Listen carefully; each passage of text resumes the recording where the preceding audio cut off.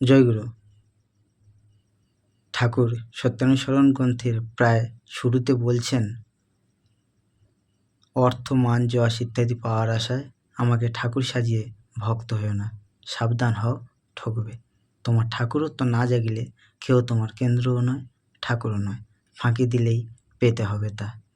সুতরাং যদি আমরা কোনো স্বার্থ বুদ্ধি নিয়েই ঠাকুরকে ভালোবাসার ভান করি বা ভীষণ ভালোবাসি এটা দেখাতে চাই, তাহলে কিন্তু শেষে আমাদের ঠকে আসতে হবে।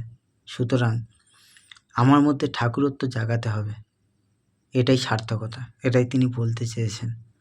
তার জীবন আদর্শ আমাদের জীবনে প্রতিস্থাপন করে আমাদের জীবনটাকে সুন্দর থেকে সুন্দরতম করে তুলতে হবে, তবেই আমাদের জীবনে ঠাকুরের গ্রহণের সার্থকতা।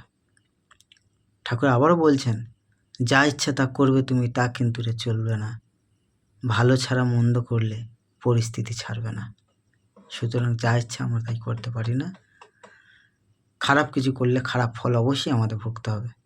সেজন্য ঠাকুরকে মন প্রাণ দিয়ে ভালোবেসে, কোনো স্বার্থবুদ্ধি ছাড়াই ঠাকুরকে ভালোবেসে আমাদের অন্তরে ঠাকুরত্ব ভাবকে জাগিয়ে তোলাই আমাদের জীবনের মূল মন্ত্র।